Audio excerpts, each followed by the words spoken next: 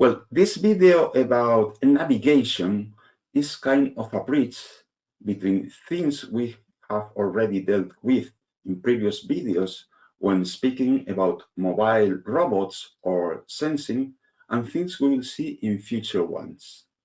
Well, navigation is very simple. It's just how we call the fact that a mobile robot moves from one point to another point. And it can be a very easy endeavor in the case of a structured, well-known, and obstacle-free environments.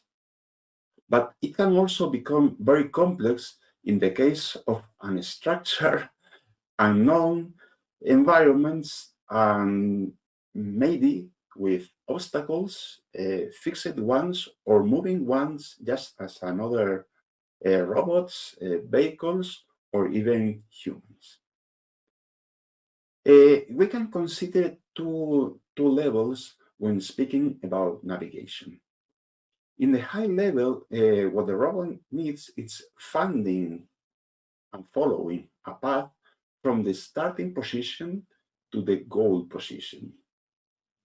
And the low level that becomes relevant, especially when the environment is unknown or changing, is adapting their behavior to that changing environment and specifically to obstacle avoidance.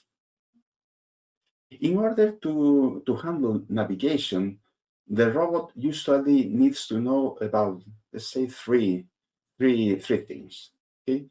First, the robot must know about its own movement, how it is moving.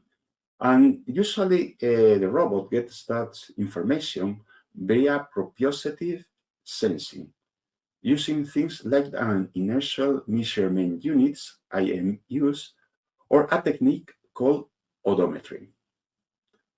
Apart of knowing about its own movement, the robot must know its position. And although it can deduce that position from starting position and its own movement, usually needs the aid of another set of techniques called localization. Localization describes the position of the robot in a specific point in time. And it can use things like geopositioning through GPS or external aids such as landmarks, beacons, and the like. And finally, the robot must know its environment.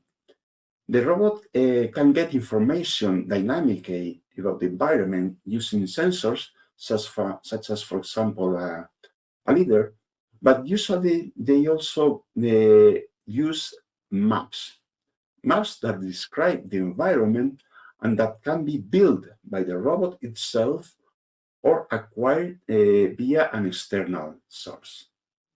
Well, we will deal with all these techniques in future videos.